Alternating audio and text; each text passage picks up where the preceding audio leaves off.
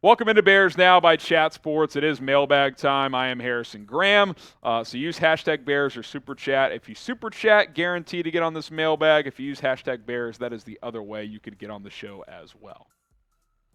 Papi Chulo Sit says, watch polls piss us all off and draft a corner at number 9.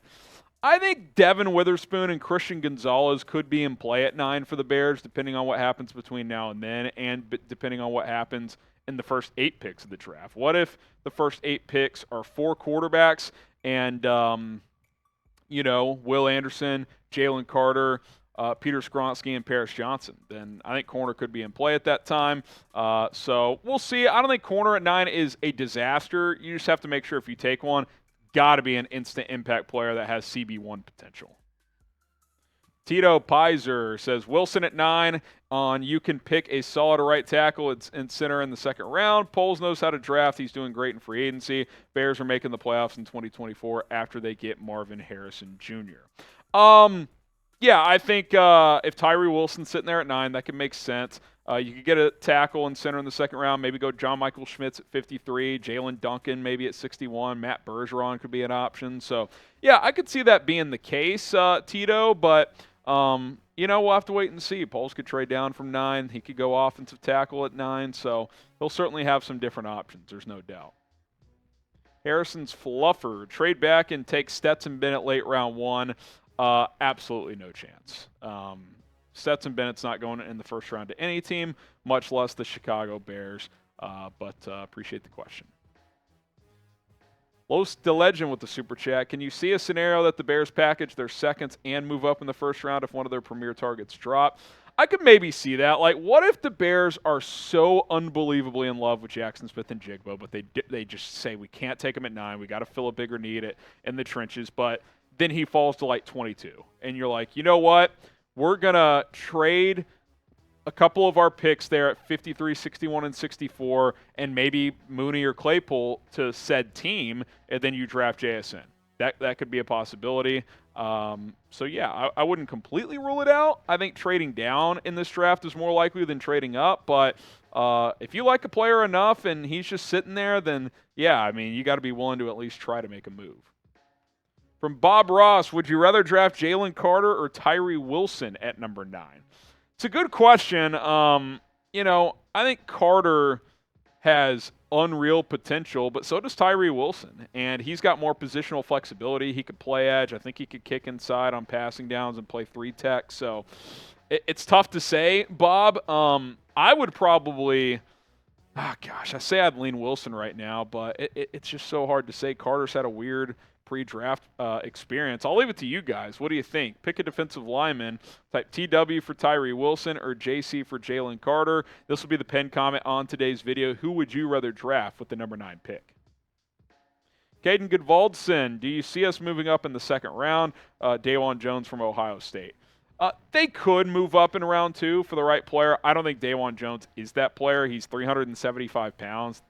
Poles likes more athletic offensive tackles. He's just a massive bruiser. So I don't think he's a scheme fit. I don't think he'd be someone they draft. Now, if he fell in the draft, like if he fell late 3rd or something like that, early 4th, they could maybe draft him based on value. But I don't think he'd be a player that they would trade up for. Antonio Williams, Poles goes O-line at 9. Bears narratives have always been defense. I think Poles changes that in the trenches on the offensive side of the ball. And come draft night, #help Fields. Yeah, Justin Fields, guy you got to help. Certainly got to get better on the offensive line. I could definitely see that. I don't think it's a guarantee. I think Ryan Poles will, in a lot of ways, still stick to his draft board. But obviously offensive tackle at 9 makes a lot of sense for this team if it's the right player. Sean Speedale, well, who's the player on your do not draft list? I think for sure at this point, Bijan Robinson, at least at number 9, is someone I wouldn't take. I can see the Jaxon Smith-Njigba thing, but only if you're trading Mooney or Claypool, right? Like, you just have bigger needs. And I love JSN. I'm okay with it, but you have to have a plan on how to fill your other, at least try to fill some of your other needs if you take him there. And again, I'm convinced if they take Jaxon Smith-Njigba, they're trading a receiver. You're not going to go 4 deep of DJ Moore, JSN, Chase Claypool, and Darnell Mooney. That just doesn't make sense. You have Velus Jones, Equinemius St. Brown as well. You don't need your number 4 receiver to be a guy that would start for most teams. So I think you would have to trade one of those guys. Subscribe to the channel. If this mailbag video gets 25 or more new subscribers on it, we'll do 2 live mailbags on Tuesday's live show. Deal? If we get 25 or more subs from this mailbag video, we will do 2 mailbags on Tuesday's live stream. If not, we'll just do 1. Ball's in your court. Let's get 25 or more subscribers. Torian Whitfield, Harrison, any thoughts on the 33rd team post-free agency team rankings, which had the Bears ranked 26th, Lions 8th, Packers 17th, Vikings 14 out of the 32 teams. Yeah, NFL power rankings this early on in the offseason, I don't think is that valuable, to be honest. Like, free agency is still ongoing. We haven't hit the draft yet. I think post-draft power rankings are interesting because you've had a lot of free agency happen at that point. The draft has happened. But the Bears had the number 1 pick, so they were dead last. I think with the moves they've made, they've probably moved up a few spots. So 26th could be right on paper. I still think there's a lot of room to go. We'll have to wait and see how that plays out over the next couple of months. Vortex 1988, I keep hearing that Ngakoue is a great pass rusher, but it's basically a non-factor in every other way. If he's only going to get 8 sacks, why would Poles pay him for only 8 plays in the season? Well, a couple things, Vortex. You don't have to be effective if you're not getting a sack. You can get pressures.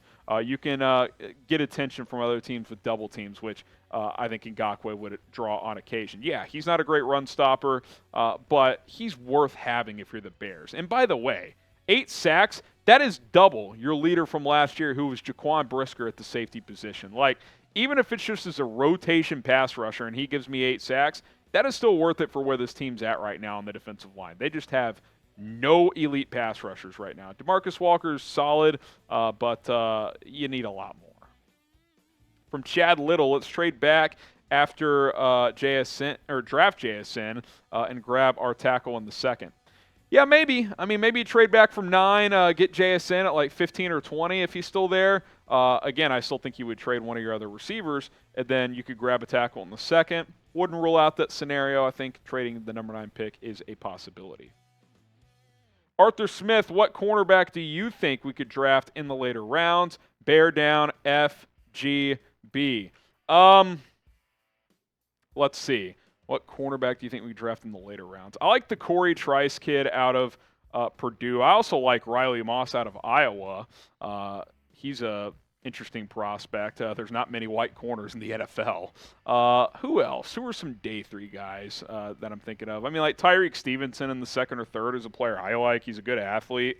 Travius Hodges-Tomlinson, maybe he dips because of his lack of size. Like, if he's there in the 4th round, I think that's great value. I don't know if he'll fall that far, but those are a few names I would keep an eye on. Make sure to spam the comments. Be loud and bear down. Get the bear downs going, whether you're using the emojis or the text there. Bear down. Always represent here on Chicago Bears Now. Philip Palmisano, what is the status with Alex Leatherwood? Is he officially washed up and on the verge of being released? He was a promising prospect coming out of college. Well, you can't be washed up if you have never been good in the NFL, which he really hasn't been. But I'm also not necessarily saying he's a complete bust, and I also am not saying he's on the verge of being released. If I had to guess, I think he'll be on the Bears roster this year.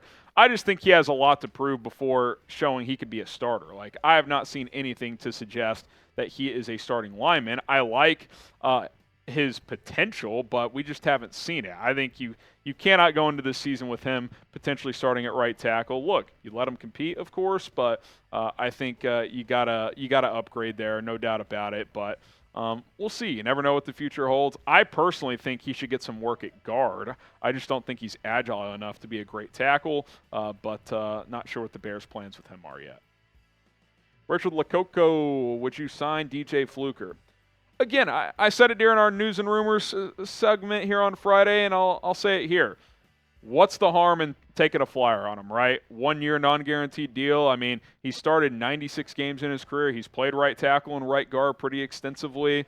You bring him into your offseason program on your 90-man roster, see how he looks, right? He hasn't played the last couple years, but he appears to be in great shape. He's attempting a comeback. I think he's 32, so he's not super old. I think 1 year non-guaranteed, see what he does. Like, if he doesn't make the team, he doesn't make the team. I don't think there's any harm in bringing a guy like that in. Derek Runyon, it looks like Buckner wants to play for a contender. What would it take for him and to get him? Let's rebuild the monsters of the Midway. I don't know what the Colts would want. I'm guessing they would ask for a first and then maybe settle on a second. I would not trade a first, even a future first for him. I would probably trade one of 53, 61, or 64, though. Trade one of those late second, early third round picks for him, but I'm definitely not trading number 9. I'm not trading a first next year for him. Maybe a 64 and a player if you need to do that, but I don't think you have to force the issue there, but I would definitely like him on this team. From Nicholas Rishi, what is your later round prospect you like the most? Fourth or I think you mean later. Guy I like the most. A player I really like in like the 5th round is Bryce Ford Wheaton, the receiver out of West Virginia. He's kind of Quentin Johnston light, where he's great after the catch. He has really good size. He does have drop issues, but I think on day 3 it's pretty good value. He could be a guy that develops into a starting wide receiver. He really popped on tape for West Virginia last year. I know you guys like Charlie Jones. I like a lot of the running backs later in this draft. I mean, your guys' guy Chase Brown. I mean, you think of who else 4th or later at running back that could go. Maybe Kendre Miller falls there. I don't think A-Chain falls that far. I don't think Gibbs falls that far, but there's a lot of good running backs. Deuce Vaughn is a name I like late in the draft. I like Dorian Thompson-Robinson as a backup quarterback on day 3. So, yeah, I mean, there's guys on day 3 you can get and bring value to your football team. Give me a follow on social media. It's at HGramNFL on Instagram, at HGramNFL on Twitter. Always chopping Bears football up over there. I've been catching up on DMs this week. I still have a few on Instagram. I think I'm pretty much caught up on Twitter, so feel free to fire away. I'll catch up on those, and always down to chop things up.